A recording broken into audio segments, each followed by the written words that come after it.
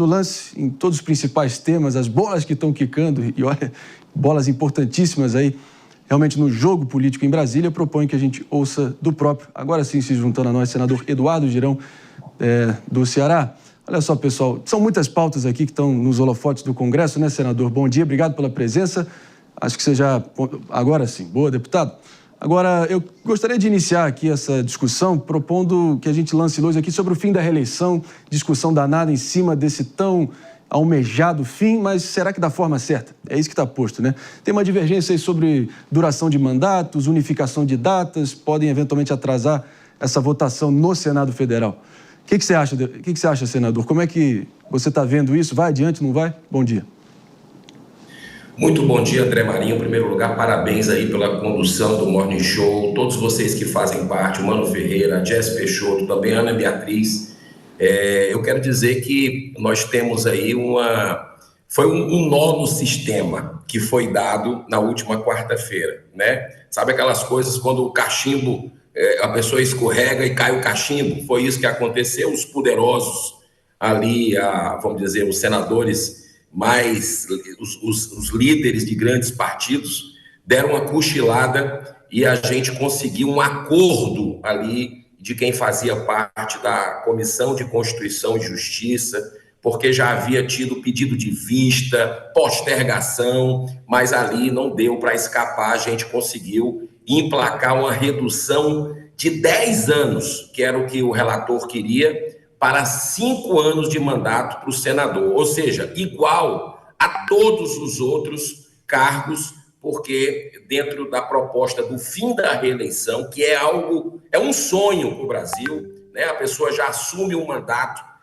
praticamente pensando em o que fazer e o que não fazer para não se desgastar, mesmo que precise tomar medidas austeras, mas não toma, porque ele quer continuar no poder pelo poder e não quer se desgastar com ninguém, né? Então, nós conseguimos dar um fim na reeleição, né, fazendo essa votação. Também uma coisa fantástica, que é a unificação dos pleitos para todos os cargos, ou seja, André e vocês que estão nos assistindo, acabar com aquela história de 2 em 2 anos ter eleição para tudo no Brasil, para eleição, e isso custa mais de 10 bi, B de bola aí de índio, fora a questão da previsibilidade, da falta de planejamento para quem vai fazer gestão pública. Então nós fizemos um golaço, não poderia ter sido melhor.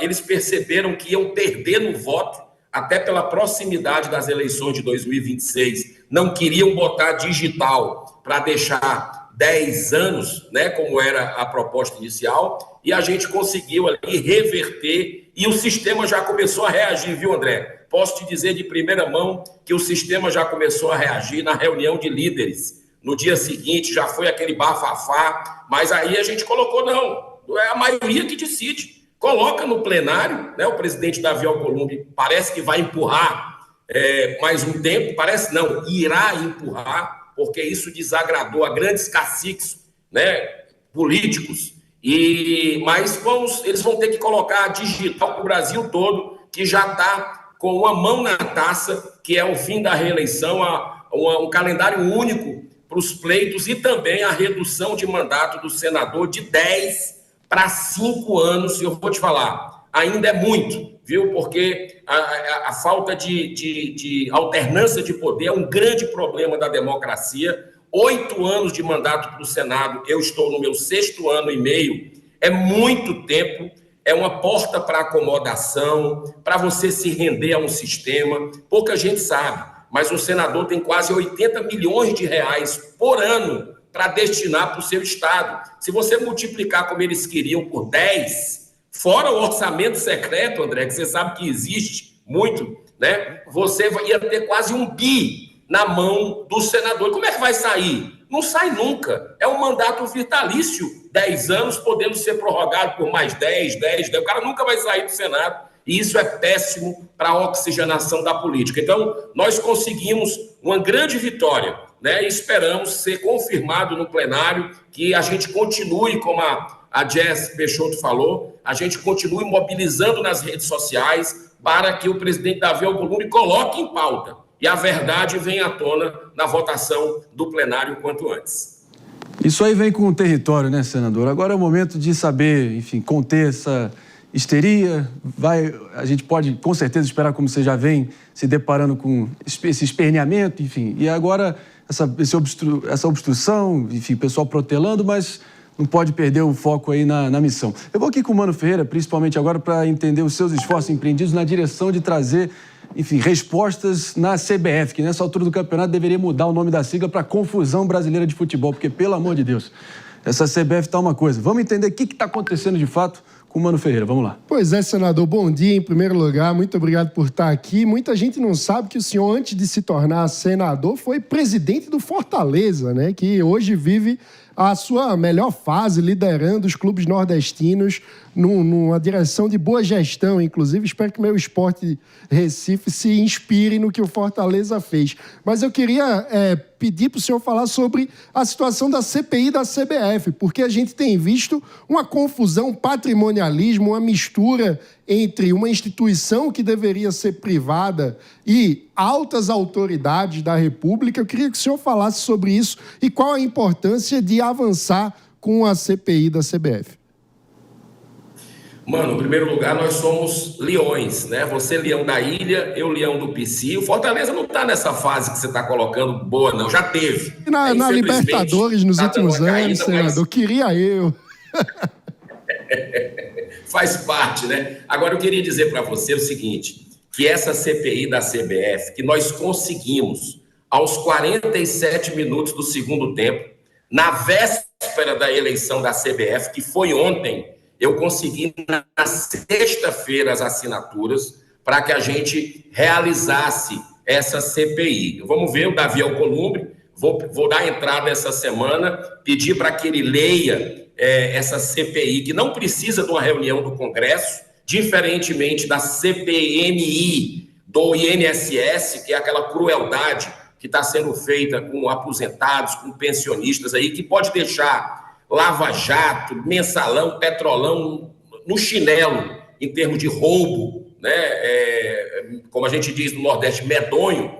A CPI da CBF, ela não precisa ir para o Congresso Nacional.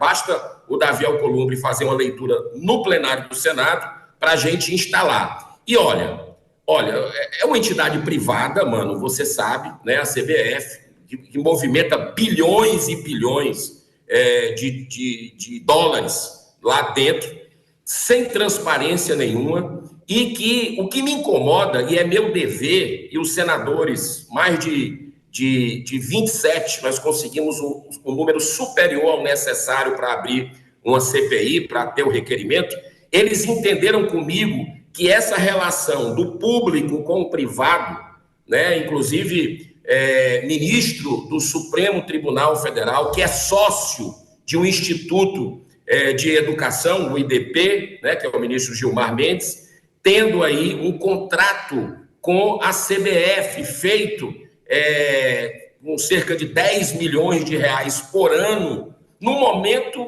em que é concedido, né, esse contrato já tem algum tempo, mas o ministro Gilmar Mendes concede uma liminar, cai para ele algo que estava na mão de outro ministro, né, que é o André Mendonça, que já estava com esse tipo de processo dentro da CBF. O ministro Barroso, numa DPF do PCdoB, passa para o Gilmar Mendes, pelo histórico tinha que passar para o André Mendonça, ninguém entendeu aquilo, e o ministro Gilmar Mendes, em vez de se declarar impedido, suspeito por ter um negócio da sua família, que inclusive seu filho parece estar à frente, em vez de fazer isso, ele concede a liminar para ficar o ex-presidente da CBF. Ontem teve uma eleição, que é trocar 6 por meia dúzia, me parece, pelas reportagens que a gente viu de grandes veículos de comunicação, que vai ser mantida a influência do ministro na CBF, e isso aí eu acredito que é o hobby do brasileiro, é o lazer de milhões de pessoas, é a nossa paixão nacional. Não pode o STF mandar até nisso, porque dentro do Congresso O STF manda, desmanda. No país inteiro a gente está vendo uma insegurança jurídica, desrespeito à Constituição, gastos excessivos em tudo, mordomia, e o Brasil ainda tem que passar por esse tipo de vexame do seu esporte principal. Os senadores acreditam que precisa de uma investigação e nós vamos tentar fazer isso. Não é fácil, mas é necessário para passar o Brasil a limpo nesse aspecto também. Senador Eduardo Girão, senador pelo Ceará, obrigado demais pela presença aqui, sempre agregando, sempre esclarecendo e portas abertas, como o senhor sabe, sempre. Muito obrigado, André. Grande abraço a todos vocês. Parabéns pelo trabalho. Seguimos adiante.